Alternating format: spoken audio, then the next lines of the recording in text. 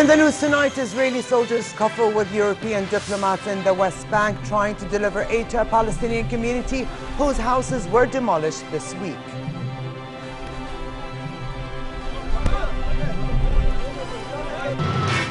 Syria has begun sending details of its chemical weapons to the Organization for the Prohibition of Chemical Weapons at The Hague, but needs to fill in gaps by next week to avert U.S. military strikes.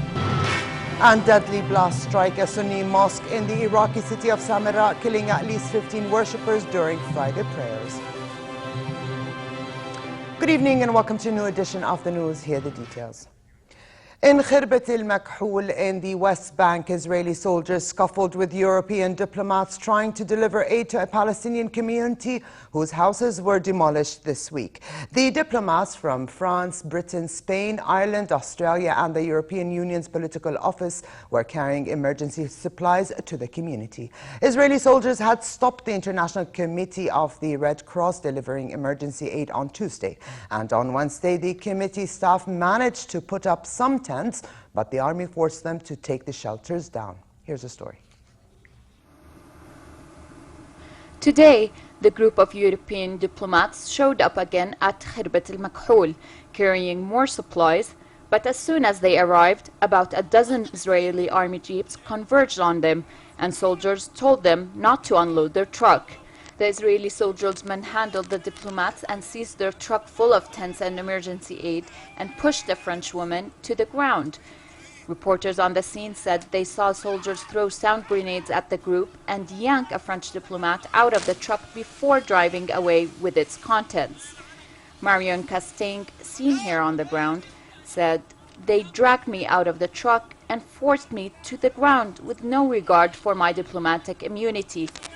All covered in dust, she added, "This is how international law is being respected here." An EU diplomat described the incident as shocking and outrageous and said the group will report the Israeli actions to their governments. The Israeli army and police declined to comment. Khirbat al-Makhul was home to about 120 people. The army demolished their ramshackle houses, stables, and a kindergarten on Monday, after Israel's High Court ruled that they did not have proper building permits. They come to us, farmers, with their bulldozers, and they demolished everything and scattered us all, even 4- and 5-year-old little children. No human being could act like this. They destroyed everything and left nothing at all. One of the diplomats insisted the group were in Khirbat al-Makhul as a matter of international humanitarian law. He said by the Geneva Convention, an occupying power needs to see to the needs of people under occupation, adding that these people aren't being protected. Despite losing their property, the inhabitants have refused to leave the land, where they say their families have lived for generations, along with their flocks of sheep. What happened here in Khirbat al-Makhul is Israeli policy to evacuate residents from the places and build an Israeli settlement and military camps. These are lands owned by people and they have certificates. They have been on this land for dozens of years. In scuffles, several villagers were detained and an elderly Palestinian man fainted and was taken for medical treatment to a nearby ambulance.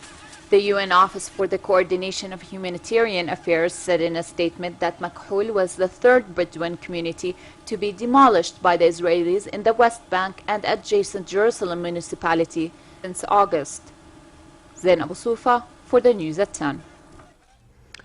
Over to the Syria crisis, and fighting continued in the outskirts of Damascus and other parts of the country, with reports that government troops are gaining control of key transport routes. In the northern and eastern parts of the country, hundreds of rebels have pledged allegiance to Al-Qaeda-affiliated forces, according to activists and Islamist sources. According to sources inside Syria, entire units have joined the small but powerful Al-Qaeda-linked groups, the Nusra Front and the Islamic State of Iraq and the Levant in recent days. At least 2 entire rebel brigades are said to have joined the Nusra Front in the opposition-held province of Raqqa, which borders Turkey.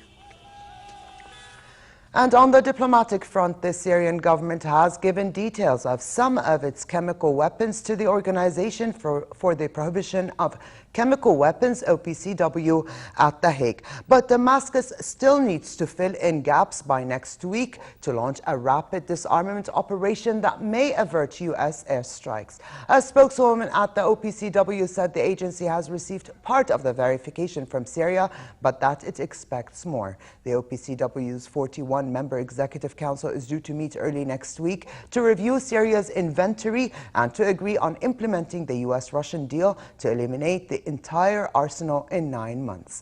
Lu'ay Balqar has more. A day before a deadline to provide a full list of its chemical arms expires tomorrow, Syria has begun sending details of its chemical weapons as part of a U.S.-Russia brokered deal to the Organization for the Prohibition of Chemical Weapons in The Hague. Syria is believed to possess around 1,000 tons of chemical toxins. Ukrainian President Viktor Yanukovych said his country may help with the process of destroying the chemical weapons in Syria after President Bashar al-Assad said earlier it would cost about $1 billion and more than a year to get rid of the country's chemical arsenal. I would like, on behalf of Ukraine, to offer our specialists and Ukrainian technologies to help destroy chemical weapons in Syria. We have the experience, and with our experts, we are ready to use them to destroy the chemical weapons as soon as possible. The Syrian government's stockpile of chemical weapons is to be placed under international control by November and destroyed by the middle of next year under the terms of the US-Russia Pact signed by Russian Foreign Minister Sergei Lavrov and US Secretary of State John Kerry last week. Meanwhile, French President François Hollande has for the first time suggested that Paris could arm the rebels in a controlled framework. Hollande said, "I assess that Russians regularly send their weapons, but we will do it in a broader context with a number of countries, and in a framework that can be controlled because the weapons could fall into the hands of jihadists." Meanwhile, the Syrian Deputy Prime Minister told a British newspaper, Guardian, that Syria's conflict is deadlocked with neither the Syrian government nor the rebels capable of outright military victory in the country's civil war. Lu'ay Balqar for the news at 10. Over to Iraq, where 2 bombs exploded inside a mosque south of the city of Samarra during Friday prayers, killing at least 15 people. Police said the bombs were concealed in air conditioning units inside the mosque. At least 17 people were wounded, the sources said. It was not clear who was behind the attack. Around 800 Iraqis were killed in acts of violence last month, according to the United Nations. Multiple attacks hit Yemen's Shabwa province early today, killing at least 50 security personnel.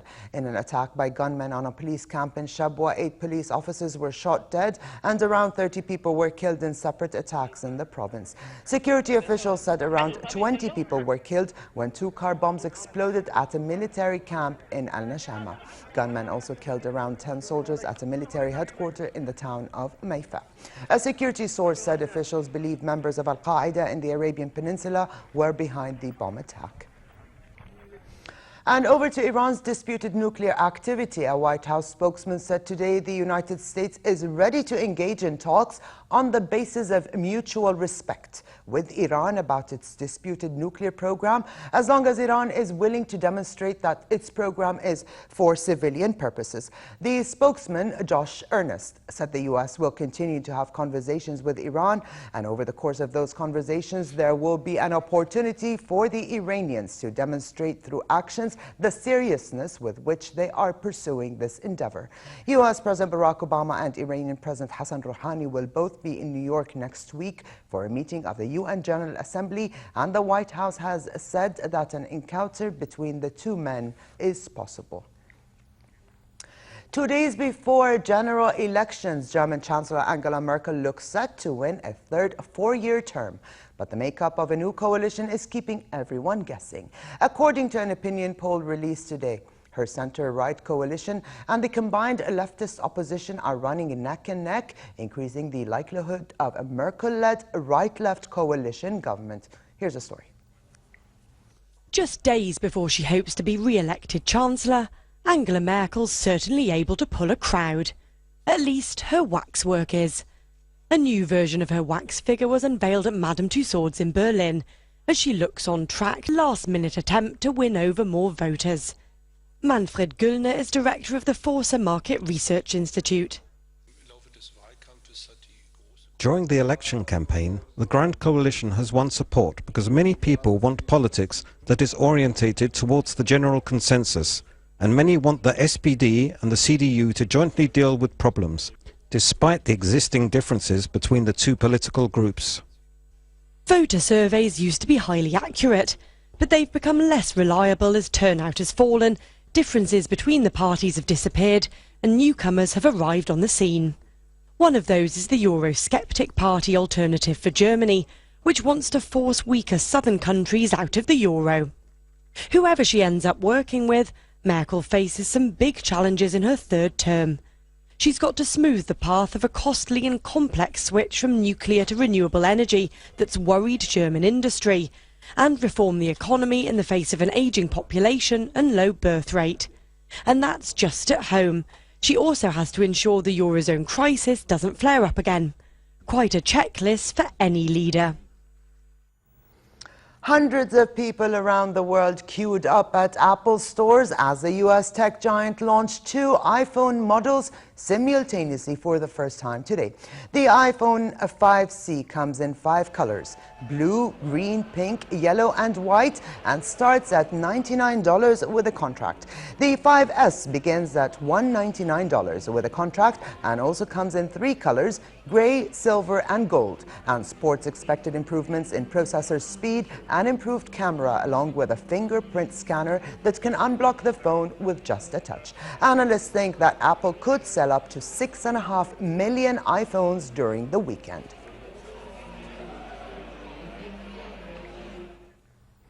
Thousands of people crowded the harbor of a Taiwanese city to welcome a giant floating yellow rubber duck, which has delighted crowds across the world. The 18-meter duck is a huge version of the bathtub toy loved by children.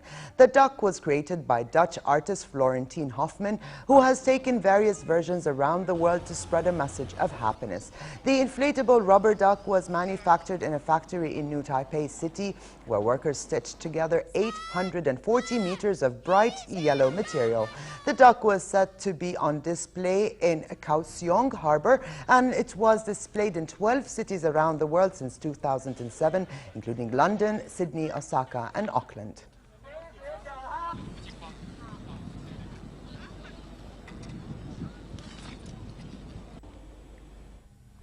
And we go to Milan for Italian fashion house Prada's Spring-Summer 2014 collection, with many of the outfits made for the powerful woman.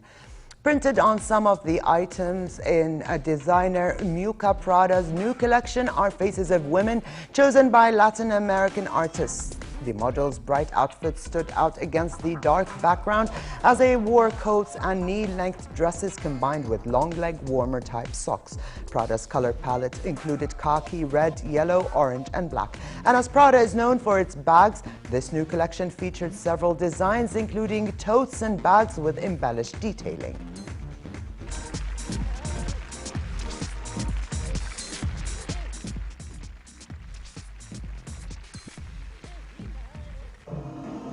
In Emporio Armani's fashion show, tops and dresses glittered on the catwalk as models took to the runway to showcase the Italian brand's latest collection. Italian designer Giorgio Armani chose water lilies as the theme of his new collection, and that idea was present in detailing throughout the fashion show. With water lily motifs printed on bags and on the lapels of tailored jackets, the pastel color palettes of pink, blue and green were dominant, while chiffon, silk and leather were all present in the collection, which included floaty dresses, silk trouser suits and slim hip ankle-length trousers.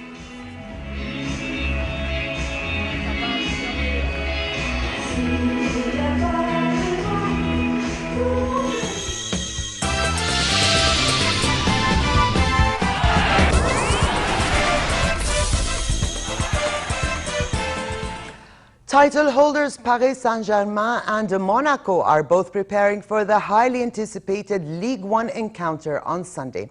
The two sides are both big spenders, and the fixture promises to be one of the most exciting of the season. While the 4-1 win for PSG against Greek team Olympiacos on Tuesday had been good for the team morale, it is not a game changer. Monaco and PSG are both unbeaten after their first 5 league matches this season, and both teams are going to do everything to succeed.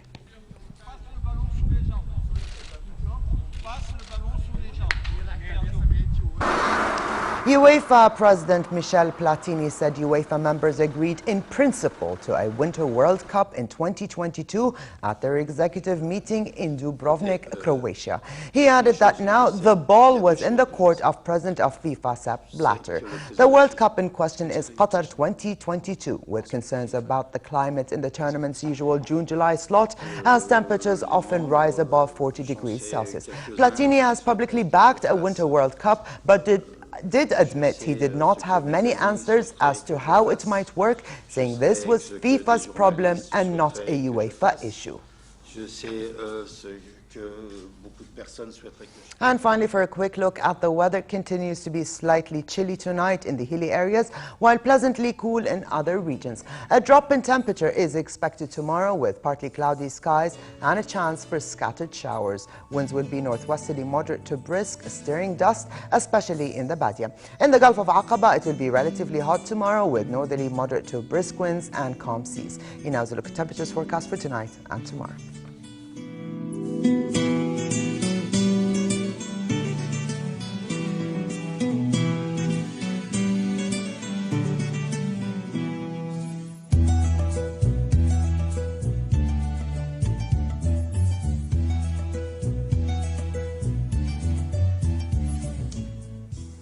And to close, here's a reminder of the day's top stories.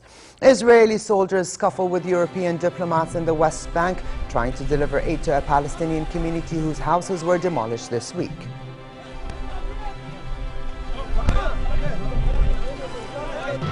Syria has begun sending details of its chemical weapons to the Organization for the Prohibition of Chemical Weapons at The Hague, but needs to fill in gaps by next week to avert U.S. military strikes. And deadly blasts strike a Sunni mosque in the Iraqi city of Samarra, killing at least 15 worshippers during Friday prayers. And with this, we come to the end of this edition of the news. I'm Aliyah Khan. Thank you for joining us. Have a good night, and I'll see you tomorrow.